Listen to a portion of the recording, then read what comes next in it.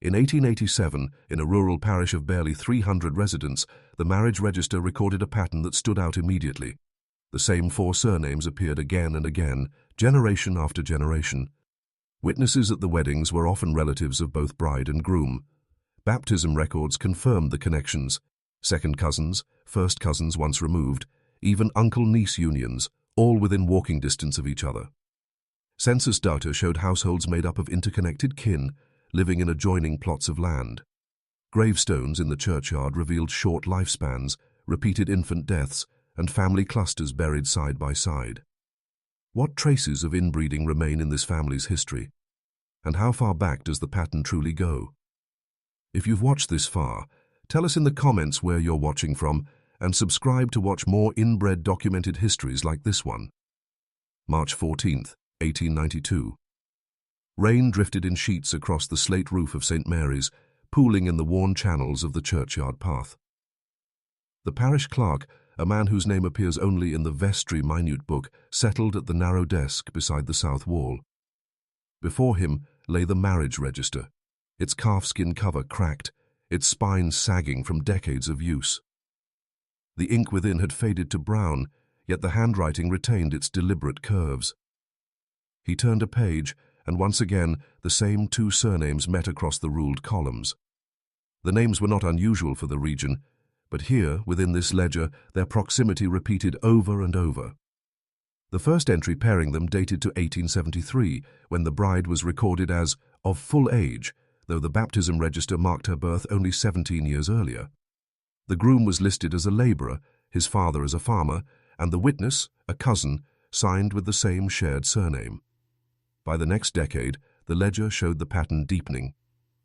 Cousins Mart, read cousins, and occasionally the bands named both sets of parents as sharing a grandparent. Outside the stone walls, the village lay in a fold of low hills. Narrow lanes wound between hedgerows, so thick they shadowed the path even in daylight. The market town stood a day's walk to the east. The river crossing, impassable after heavy rain, marked the western edge of their world. Census returns from 1881 list only 40 households within the parish boundaries, and among them, a half-dozen surnames accounted for nearly every entry. The clerk's entries revealed the economy behind the isolation.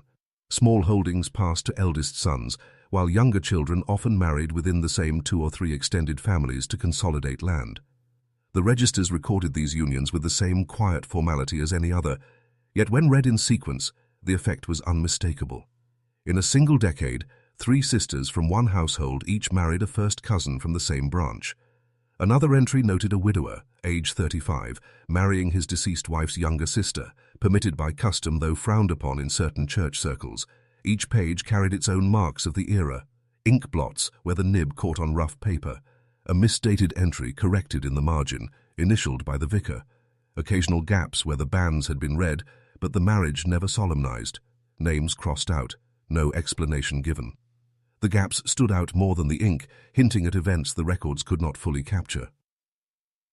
The rain continued against the leaded windows as the clerk worked, unaware of the significance his entries would hold more than a century later. His task was to document, not to interpret. Still, the repetition of surnames, the shrinking circle of eligible matches, and the interwoven households would leave their imprint beyond ink and paper. The patterns in these logs would one day be mirrored in census tallies, gravestone inscriptions, and whispered recollections among those who remembered the old families.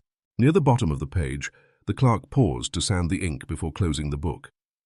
The final entry for that day joined 2 names already bound by blood, land, and custom. Outside, the rain eased, the sky over the hills lifting to a dull grey. Somewhere beyond the hedges, the ridge road led to the next parish. Yet in this register, the world remained contained. The page turned, ready for the next entry, the next pairing, and the next chapter in a record that would stretch unbroken for decades. The parish sat at the farthest reach of the county, where roads narrowed to hedged tracks, and winter rains turned clay lanes into deep ruts. The Ordnance Survey of 1886 shows only 2 marked approaches, one from the east, tracing the curve of a shallow ridge, and another dropping south toward the marsh. Both could be made impassable by a single week of bad weather. For most, The journey in was not worth the effort. The market town lay 12 miles away. Its Wednesday gatherings drew farmers, merchants and buyers from 3 parishes to the north, yet few from this one attended. Those who did were noted in the sale ledgers as selling surplus grain or wool, seldom purchasing goods they could not make themselves. Parish rate books from 1879 list no permanent shopkeepers within the village. What passed for trade took place in kitchens, by the fire, with neighbours exchanging surplus eggs for milled flour. Isolation did not arrive suddenly. It was the accumulation of centuries of habit and topography. Estate maps from the early 1800s show the same field boundaries visible today, each plot tied to a family name. In the marriage registers, those names appear together repeatedly, pairing cousins and uniting second branches of the same bloodline. It was a practice born as much from necessity as from tradition. With farmland scarce and inheritance custom favouring direct heirs, marrying within the circle preserved acreage and kept the homesteads intact. Census returns from 1881 give the arrangement a human shape. 3 households on the upper lane, each headed by men in their 40s, list wives whose maiden names match one another's mothers. The children, though counted separately, played together in the same narrow green behind the chapel. A 4th household, across the lane, is occupied by a widowed aunt, her presence recorded as keeps house, her income listed as from family. Such entries were common here, with unmarried relatives folded into the domestic economies of their kin. Land did not often change hands. The Land Transfer Registry for 1868 to 1895 shows only 5 sales in the entire parish, and 3 of these were between cousins. The others were forced by debt or the lack of a surviving heir, and even then the buyer was a neighbouring farmer from the same set of surnames. Tenancy agreements reinforced the pattern, with landlords preferring to lease to known families. These customs, unwritten yet binding, kept the village's social and genetic boundaries intact for generations. The few who left did so quietly. Occasionally, a baptism record in a distant parish would carry a familiar name, followed by a notation in the home register marking "gone to service." These were typically younger sons or daughters sent to work in towns where their wages could be sent home. Marriage outside the parish was rare, and often followed by a return, the outsider spouse absorbed into the same pattern of land, work and family. By the last decade of the century, the parish clerk could turn the marriage register and see only the smallest variation. New ink, new dates, but the same compact web of kinship repeated. The village had not resisted outsiders. It had simply made their arrival unnecessary. Geography and habit had closed the circle long before anyone thought to draw it. On the edge of the county, bounded by fields and weather, the village's story was written less in grand events than in the steady rhythm of names. The next page in the ledger, marked 1884, would show just how deeply those names intertwined, and how the lines between households blurred into a single, enduring family tree. The marriage register from 1870 to 1900 forms a narrow column of repeating alliances. The ink fades from black to brown across those 30 years, yet the structure of the entries remains unchanged. On one side, the groom's name, familiar, long established in the parish. On the other, the bride's, equally rooted, often linked by a shared ancestor only 1 or 2 generations removed. The witnesses, noted in the final column, mirror the couple's surnames with near-perfect consistency. When examined sequentially, the pattern reveals 2 distinct phases. In the earlier decades, the pairings show a kind of endogamy typical of small rural communities, marriages between distant cousins, sometimes no closer than 4th degree, intended to keep land and resources within a trusted circle. These unions rarely drew official notice, and in many rural parishes they were seen as prudent, even strategic. But as the years progressed, the circle narrowed. The same 4 family names began to dominate not only the bride and groom columns, but also the witness lines. Census records from 1881 and 1891 confirm how this shift took shape. Entire lanes were occupied by households related through multiple lines, brothers living opposite sisters, aunts sharing yards with nephews, and cousins working side by side in the same fields. Property boundaries, visible in tithe maps, correspond almost exactly to the branches of the extended families. The overlap was not accidental. Tenancy agreements favoured known kin, and inheritance customs placed younger children in nearby cottages owned or leased by relatives. Baptismal registers add another layer. The godparents named for most children were often the same individuals who had stood as witnesses at the parents' weddings. These ties of spiritual kinship reinforced the existing web, ensuring that social and familial connections overlapped in nearly every aspect of daily life. By the late 1880s, even first-cousin marriages, less common in earlier decades, appear with growing frequency in the parish book. The progression from broader endogamy to more concentrated inbred unions is visible in the spacing of entries.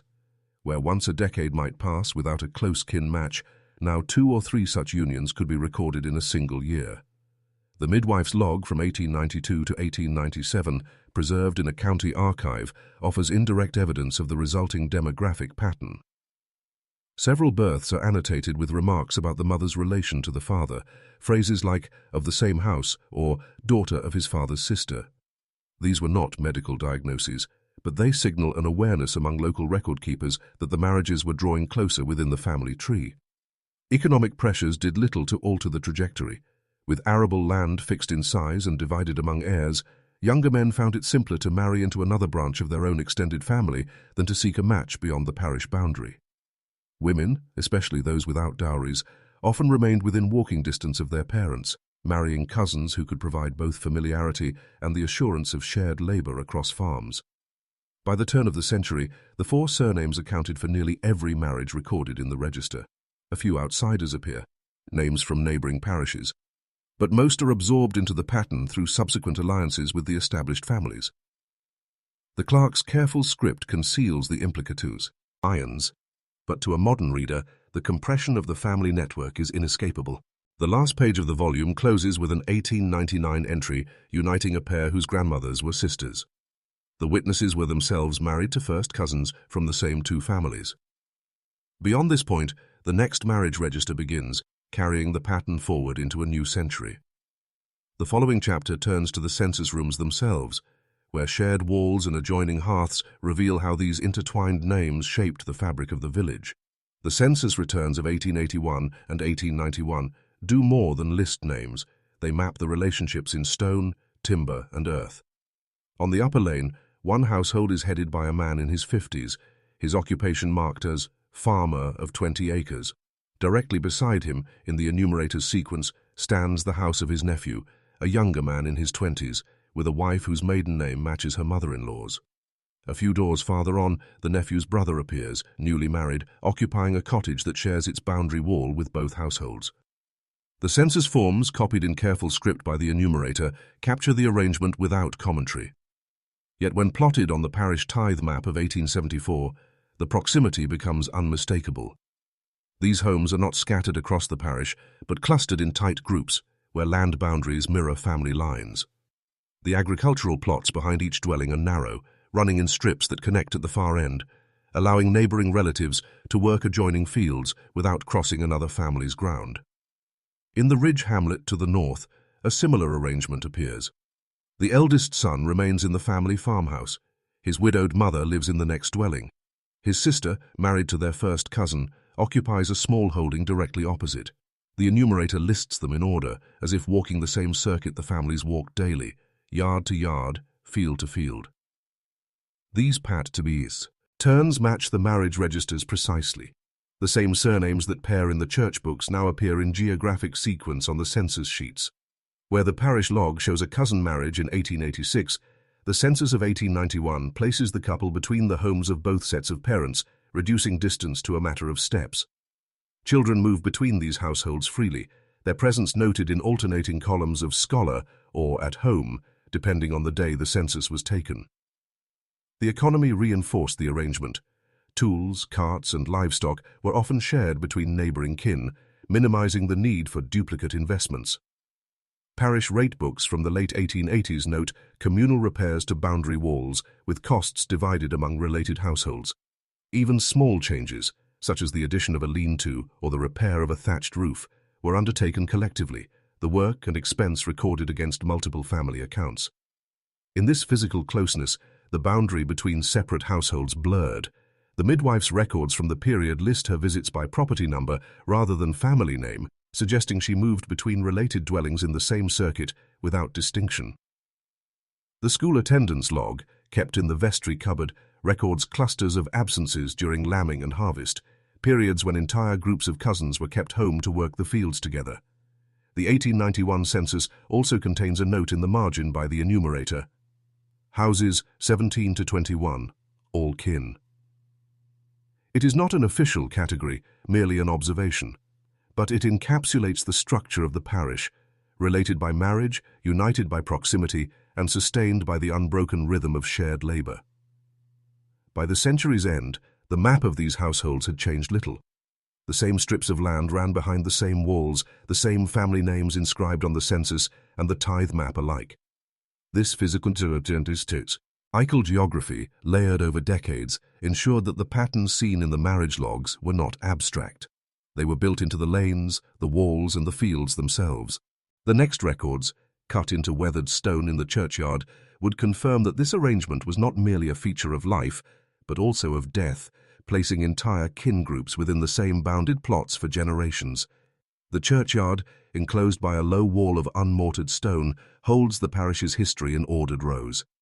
Lichen softens the inscriptions, but the sequence of names and dates remains clear to anyone willing to walk slowly between the plots. Just as the marriage register revealed repetition in the pairing of surnames, the gravestones show their final arrangement, clusters of family markers grouped by blood and by land. In the southern section, two adjacent stones carry dates of death only 6 months apart in the year 1883. The first marks a mother, aged 26. The second, her infant son, barely 6 weeks old. Burial fees recorded in the vestry book show both interments paid for on the same day, suggesting the child's stone was ordered even before the earth over the mother had settled. A few steps away, 3 small headstones bear matching carved motifs, simple crosses without inscriptions beyond the initials and year. Parish burial records identify them as the children of a couple already linked in the marriage register as first cousins. The midwife's diary, preserved on a single brittle sheet, notes the births and deaths within months of one another. These losses, repeated season after season, echo a pattern seen in other families whose kinship lines narrowed over generations. The northern side of the yard, closer to the boundary wall, holds older stones with inscriptions dating to the 1850s. Here, surnames repeat in vertical sequence: grandfather, father, son, 3 generations in as many feet of ground. The spacing is not symbolic. It reflects the allocation of burial plots along family ownership. As land in life passed from parent to child, so too did the plots in death. Occasional ledger entries confirm the same clustering. In 1894, the burial register lists 2 interments on the same day, a man aged 42 and his niece aged 15. The cause of death is absent in both cases, but their graves lie side by side, set apart from others by a narrow strip of grass. A later entry, 3 years on, records the burial of the man's widow in the same row, completing the family cluster. The arrangement of the stones mirrors the arrangement of the homes recorded in census documents. Families who live door to door now rest side by side, their names chiseled into stone rather than written in ink. These silent markers corroborate the written record, giving physical form to the intertwined genealogies of the parish. Even in death, the parish remained self-contained. Burial entries between 1870 and 1900 show fewer than a dozen individuals from outside the area, and most of these were spouses who had married into one of the established families. Outsiders were interred here only through the bonds of marriage, reinforcing the closed nature of the community's social and familial network. Some stones are weathered to near erasure, their inscriptions legible only by the tracing of fingers over faint depressions. Yet in the parish burial register, the names remain, carefully entered by the clerk in the same hand that recorded marriages and baptisms. These entries tie the end of life to the patterns seen from birth, through marriage, to burial. By the close of the century, the churchyard had little unused ground. The vestry minutes of 1899 note discussions of expanding into an adjoining meadow, though no agreement was reached. This scarcity of space, like the scarcity of land for farming, was managed by keeping it within the established families, reinforcing the same cycles that defined life here. The next stage of the record lies beyond the walls, in the town 8 miles away, where the market's pull or lack of it played its own part in sustaining the insular patterns preserved in stone and ink. 8 miles east, the market town sat at the crossing of two coach routes, its high street lined with stone-fronted shops and an open square for stalls. By the 1880s, it held a permanent corn exchange, a post office, and 3 inns that served both local patrons and passing traders.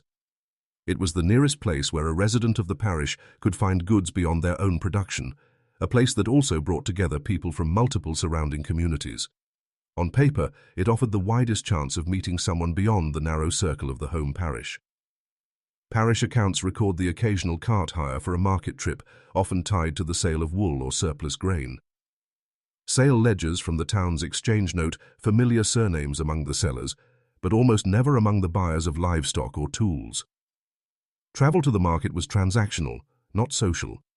Most journeys began before dawn and ended before dusk, with goods sold, purchases made, and the traveller returning along the same rutted lane before nightfall. The baptism registers of the town parish reveal how rarely these visits translated into marriage beyond the village. Between 1870 and 1900, only a handful of unions were recorded there involving residents from the smaller parish, and of these, most involved a partner who eventually relocated to the more isolated community. Within a year or two, the couple's names would reappear in the home parish's baptismal or burial records, folded back into the same sequence of family lines. Custom outweighed opportunity. Inheritance practice meant that a man's prospects were strongest within his own kin network, where property and obligations were known and predictable.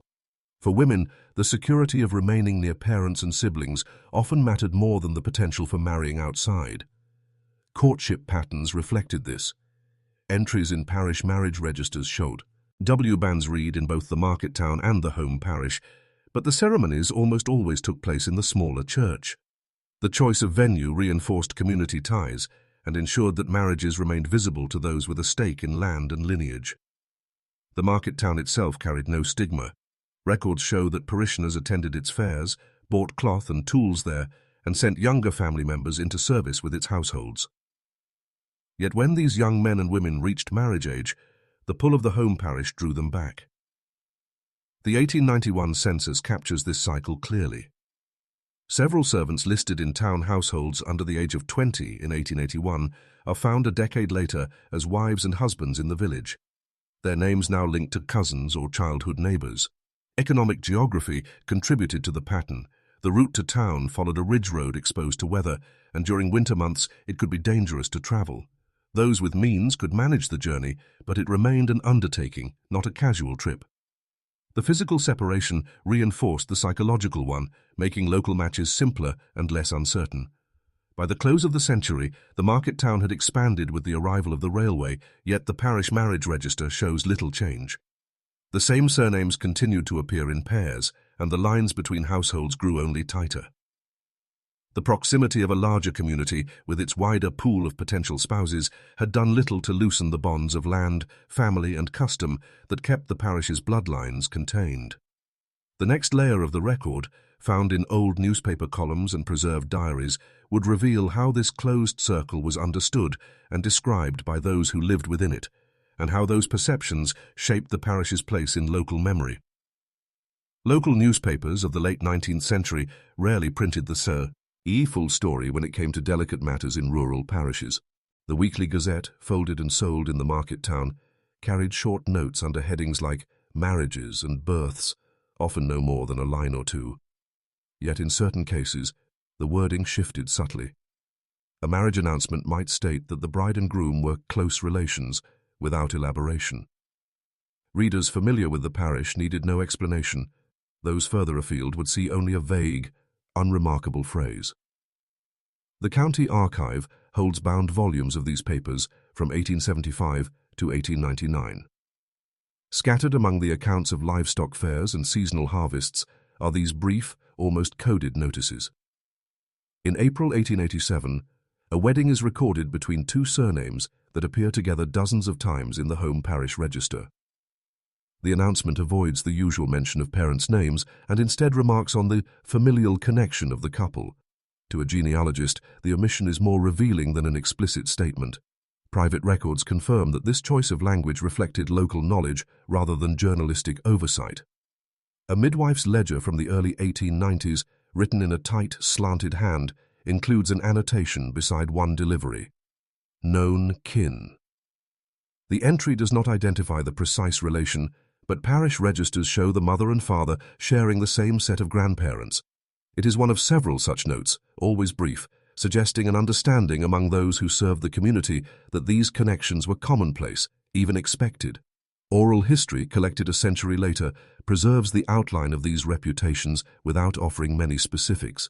Interviews conducted in the 1970s record elderly residents recalling the old families and their habit of keeping to themselves. The testimonies stop short of naming individuals, reflecting a continued reluctance to attach public identities to patterns that were widely understood in PR. I-8. The reluctance may have been born of respect, or perhaps of a lingering sense that such matters belonged within the bounds of the parish, not beyond them. Occasionally, a less guarded remark appears in correspondence. A letter from a school inspector to the County Education Board in 1895 mentions a notable degree of relation among the children of the upper lane, suggesting that kinship ties were visible even to outsiders with only brief contact. The inspector does not elaborate, but the phrasing aligns with the patterns found in both the parish marriage logs and the baptismal records. The absence of direct identification in public print meant that the parish's reputation travelled largely by word of mouth. A market day conversation, a passing remark at the corn exchange, or a comment from a visiting tradesman could carry the idea further than any newspaper column. Over time, this created a reputation that was both known and unrecorded, existing in the liminal space between documented fact and community memory. Such reputations could influence marriage prospects as much as any economic factor. While the parish continued to see occasional unions with outsiders, most of these involved individuals from nearby hamlets where similar patterns prevailed. The circle of acceptable matches remained tight and the underlying structure of the family network unchanged. By the end of the century, the accumulation of these subtle records, clipped announcements, marginal notes, and half-remembered remarks, formed a body of evidence as telling as the official registers. They reveal a community aware of its own patterns, willing to acknowledge them obliquely, yet resistant to placing them in the stark light of full disclosure. The next chapter turns to a story often told within the parish, the belief that, in one particular year, an outsider had broken the pattern, only for the cords to prove otherwise. Among the few fragments of oral history tied to this parish, one story recurs with unusual consistency. It speaks of the year 1898, when, according to family law, a man from outside the parish married into one of its most established households. The telling is always the same. He came from the coast, knew nothing of the local bloodlines, and by his arrival the circle was finally broken. In the versions repeated decades later, this moment becomes a turning point, a quiet departure from the generations of intermarriage that preceded it. The parish marriage register for that year does indeed list a groom whose surname appears nowhere else in the previous decades of records. His place of residence is given as another county altogether, a market port more than 40 miles away. The entry is written in the same careful hand as the surrounding records, its ink no fresher, no more faded. At first glance, it appears to confirm the story, an unfamiliar name, a different birthplace, and the possibility of new blood entering the parish. Yet beneath the printed headings, the details tell another story. The bride's surname is one of the four most common in the parish, recorded in dozens of earlier marriages. Her father's name matches that of a man who appears in both the 1871 and 1881 census as a farmer on the lower lane, his property bounded on three sides by relatives.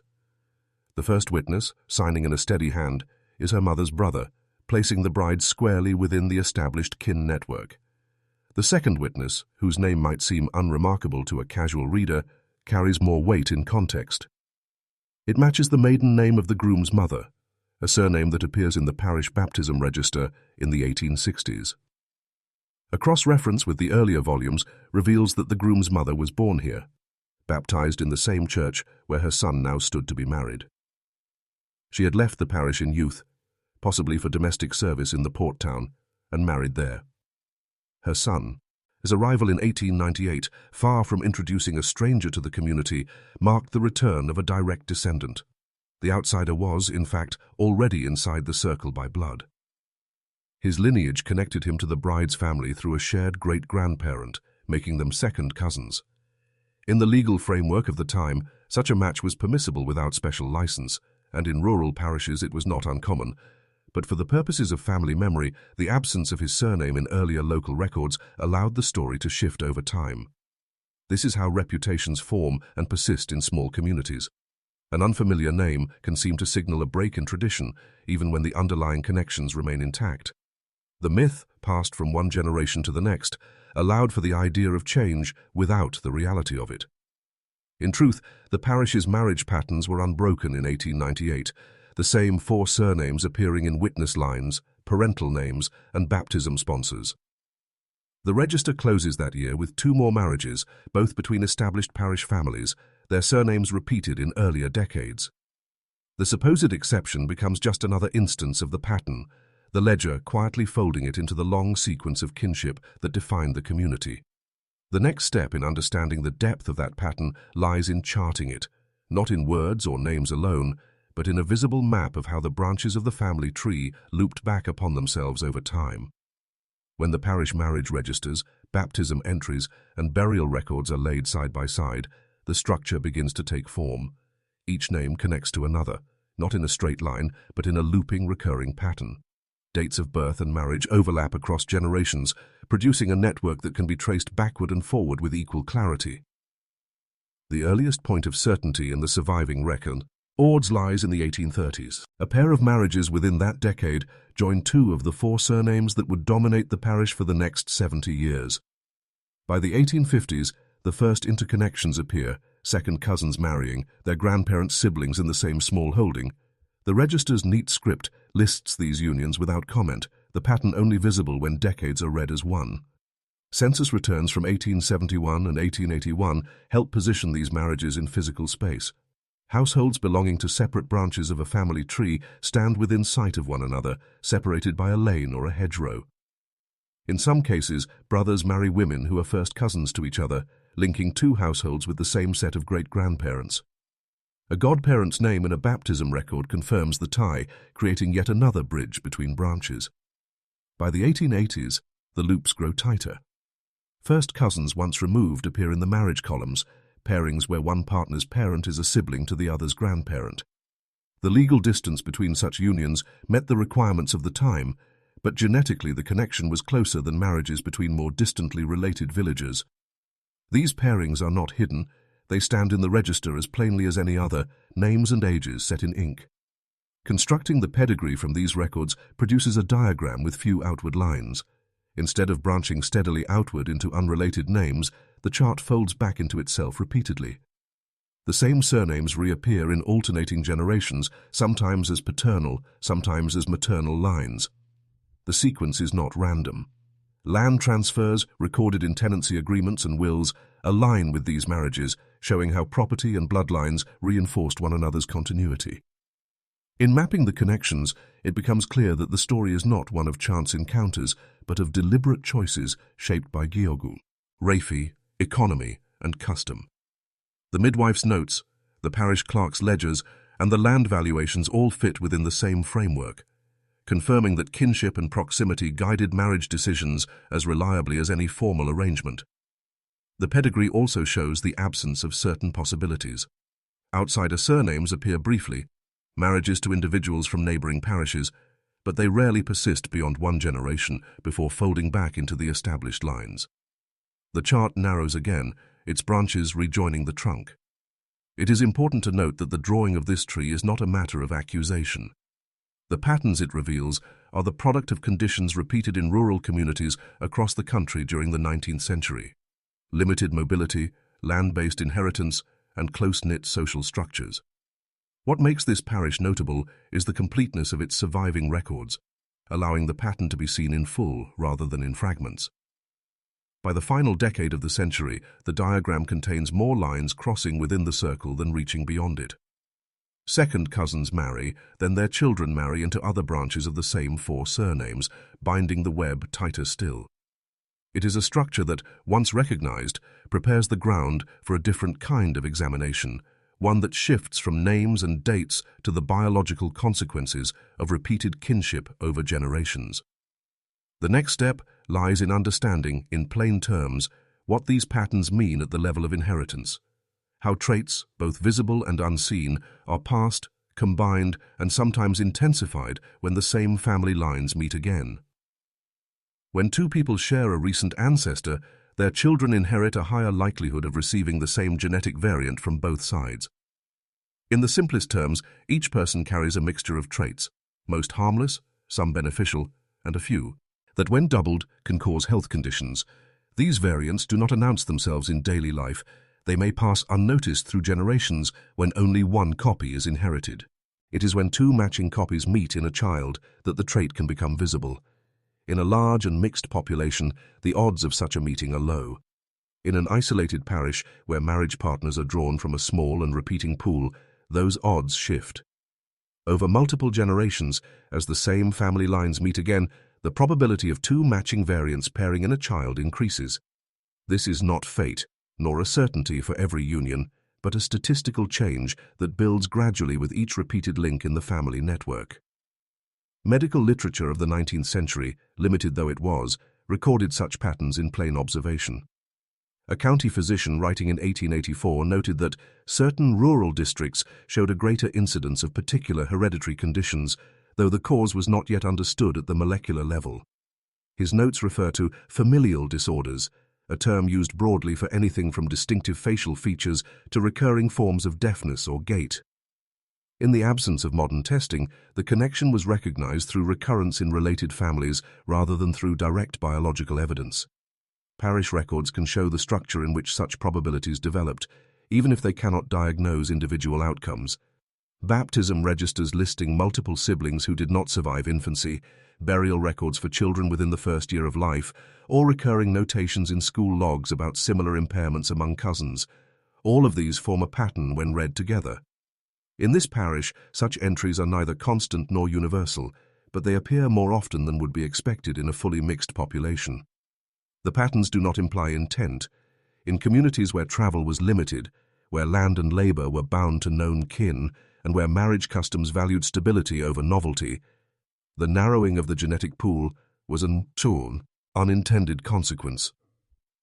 Many unions produced children who thrived into adulthood, carried on family work, and showed no visible sign of inherited conditions.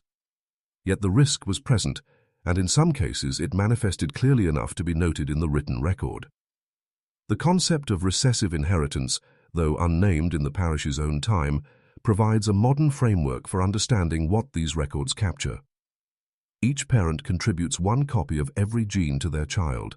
If both copies carry the same harmful variant, the condition tied to that variant may appear. When families intermarry over generations, the chance of both parents carrying that same variant grows. This is why the loops drawn in the family tree, mapped in earlier chapters, matter beyond genealogy. They speak directly to the likelihood of such traits emerging. It is important to separate probability from blame.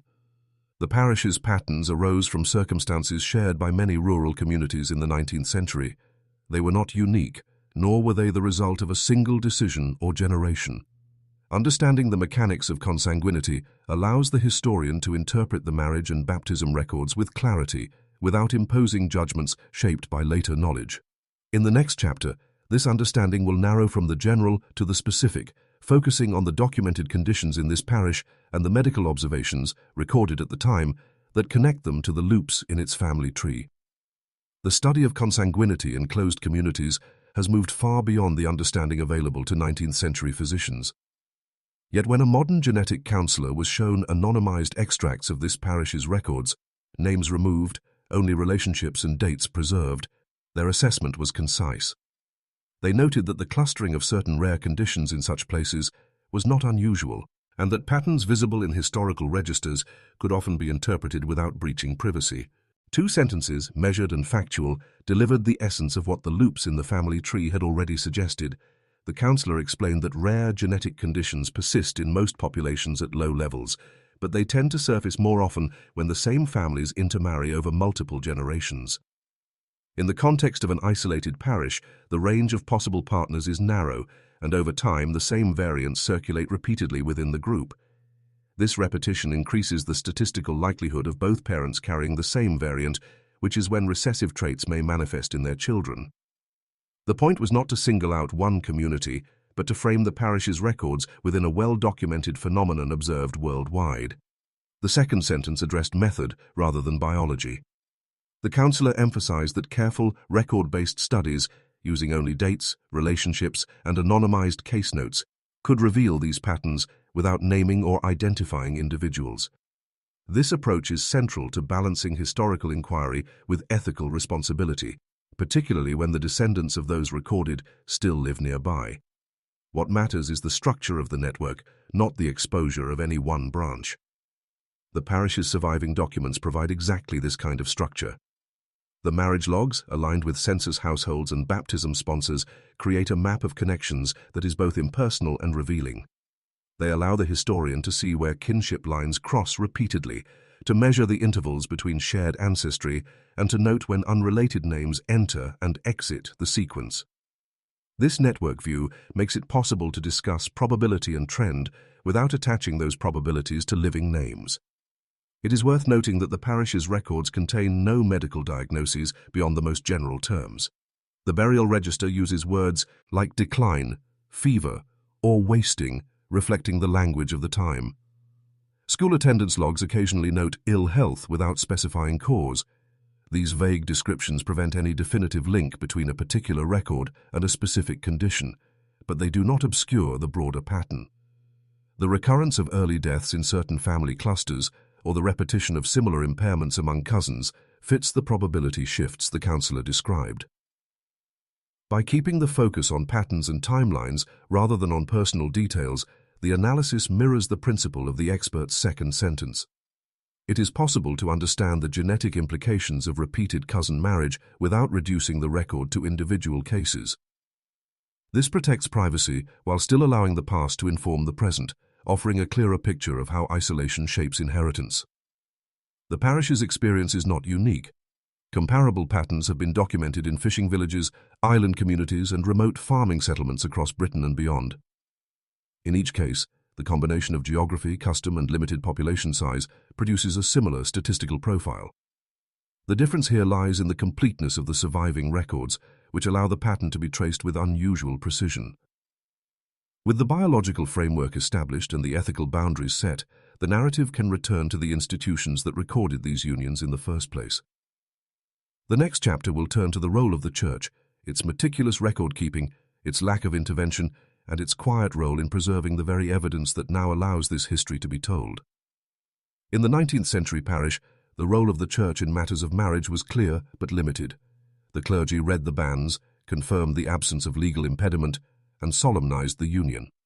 They did not investigate family trees beyond the declarations made at the altar. The registers, filled in by hand, reflect this formality. Names, occupations, residences, and signatures or marks. Where the bride and groom were cousins, the ink is no different, the wording no less precise. This was not an oversight. The laws governing marriage within the Church of England set boundaries around certain close relationships, parent and child, siblings and other direct lines, but allowed unions between cousins. Even first cousins, under ecclesiastical law, could marry without dispensation. The responsibility for deciding such matters rested with the couple and their families, not the parish priest. Clergy might know the kinship ties of their congregation, but unless a union fell within the prohibited degrees, they were under no obligation to intervene. The survival of the parish's detailed marriage records is due to this methodical, unbroken recording. Each entry captures a moment that might otherwise have vanished into memory. Witnesses' names, written beside the couples, now serve as the connecting lines in reconstructed pedigrees. The register does not note that the bride and groom shared a grandparent. It does not comment on the repetition of surnames across decades. It records, faithfully and without interpretation, that the marriage took place. This distinction between documentation and intervention is critical. The Church was the repository of life events, but it was not a regulator of genetic mixing. Its role was pastoral and liturgical, not administrative in the modern sense. The absence of commentary in the records should not be mistaken for ignorance. It is a reflection of the boundaries of authority at the time. Baptism registers follow the same pattern. Parents' names and occupations, godparents chosen from kin or neighbors, and the date of the rite are carefully entered. In cases where the mother and father were closely related, nothing in the language of the entry changes. The Church's duty was to baptize the child, not to question the circumstances of their conception. These records, free of judgmental annotation, now provide the framework for understanding how the parish's family lines looped over generations. The vestry minute books, where the affairs of the parish were discussed, seldom mention marriage except in the context of poor relief. When a widow applied for support, the minutes might note her family connections as a means of determining responsibility among kin. Even then, the record reads as a financial and logistical assessment, not as a moral commentary on the marriage that created those connections. In this way, the Church functioned as both witness and archivist. The clergy's steady handwriting ensured that the bonds of land, family, and custom were preserved for future generations, not out of an intent to expose them, but as part of the ordinary administration of parish life. It is this very neutrality that makes the registers valuable now, allowing the patterns to be seen clearly by those who know how to read them. By the close of the 19th century, the continuity of record-keeping had spanned multiple vicars and churchwardens, each following the same prescribed format. Without them, much of the parish's history of kinship would be irretrievable. With them, it becomes possible to reconstruct not only individual lives, but the social structure that bound those lives together. The next layer in this reconstruction lies outside the Church, in the realm of law and governance, where the state's interest in marriage and family was shaped less by lineage and more by property, inheritance, and public health. In the legal framework of 19th century Britain, marriage between cousins fell entirely within the law. The prohibited degrees of kinship, those relationships the Church and state recognized as too close, excluded only direct ancestors and descendants, siblings, and certain in-law connections. Beyond those lines, unions could be solemnized without license, provided banns were read or the appropriate fee paid for a special ceremony. This left wide room for custom to determine what was acceptable, and in rural communities like this one, custom favored keeping property and obligations within familiar circles. Parliament's interest in regulating marriage was often tied to questions of legitimacy, inheritance, and the orderly transfer of land. The laws were designed to prevent disputes over property rather than to manage genetic risks, which were not yet fully understood. For most of the 19th century, neither the civil registrar nor the parish priest had a statutory obligation to note the degree of relation between bride and groom unless it fell within the narrow, prohibited categories. As a result, the kinship patterns visible today in parish registers remained entirely unremarkable to the officials recording them. Public health legislation emerged slowly, and its initial scope was limited. The Public Health Act of 1848 focused on sanitation, drainage, and the control of infectious disease in urban areas. Rural districts were often excluded from early enforcement, leaving local health matters to be managed by parish vestries or small boards of guardians.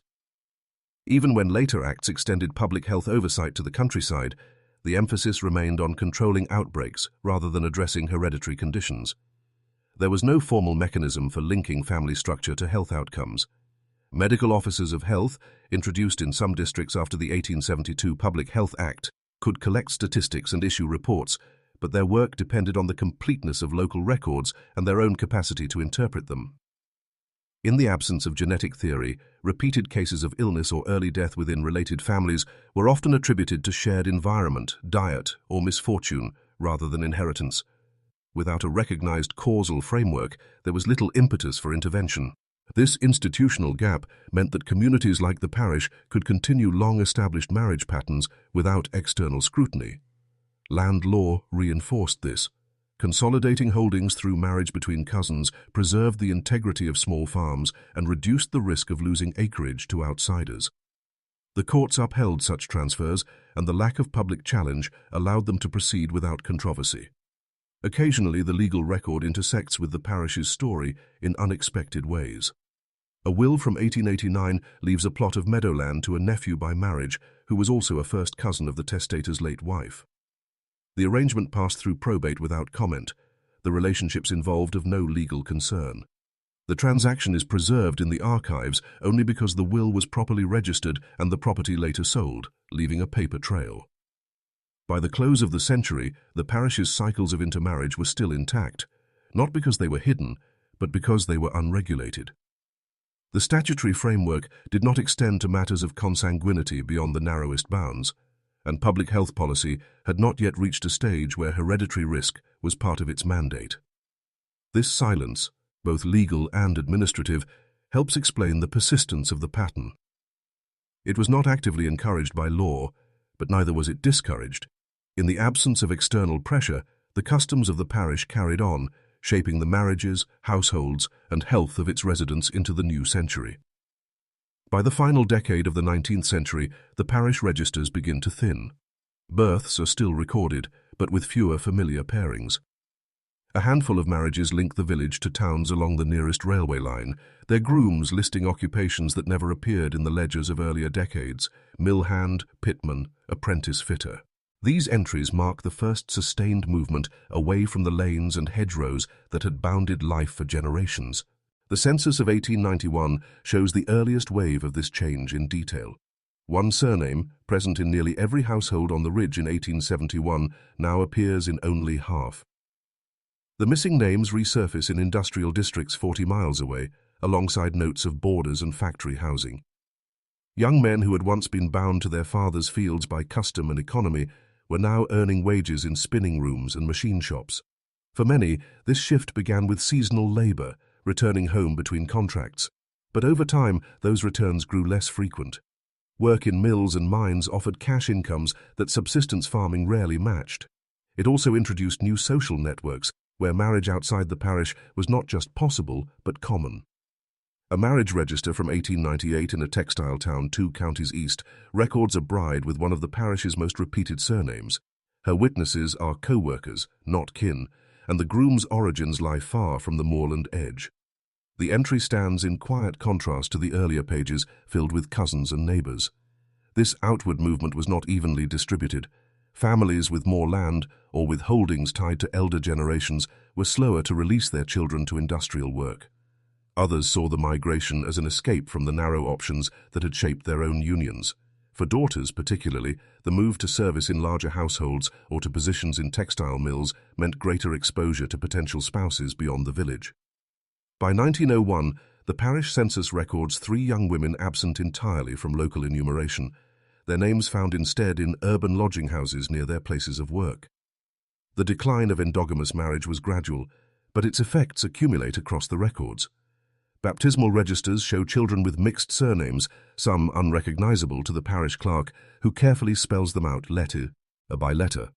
In burial grounds, new stones bear epitaphs naming towns far beyond the parish boundary, evidence that those who left often did not return even in death. Economic forces underpinned much of this change. The expansion of rail networks made even distant mills accessible, while agricultural depressions in the late 19th century reduced the viability of small farms. Government policies favored industrial development, and wages in urban centers outpaced rural earnings. The combination created a pull strong enough to loosen the ties of tradition, even in places where family continuity had been a point of pride. Yet the dispersal of surnames did not erase the history behind them. For decades afterward, visiting census takers in industrial towns would note birthplaces in the parish, clustering in certain streets and neighborhoods. These concentrations reveal that while the isolation weakened, community identity persisted in new forms, transplanted from the moors to the mills. By the close of the century, the marriage logs that once reflected a closed circle now read like an opening door. The pattern that had held for so long began to dissolve, not through intervention or reform, but through the cumulative decisions of individuals seeking work, opportunity, or change. The next chapter will follow these dispersals further, tracing how the memory of the parish's old pattern survived in both record and reputation long after its daily practice had faded. The bound volume is not whole. Some folios have slipped away entirely, their absence marked only by the faint ghost of stitching. Others survive but are fractured. Ink blurred by damp, paper thinned where repeated folding wore the fibers apart. Yet enough remains to piece together a sequence, not perfect, but clear enough to follow from one generation to the next. The earliest surviving entry sits in the middle of a page, its preceding lines torn away. It records a marriage in the winter of 1843 between 2 individuals sharing a surname already common to the parish.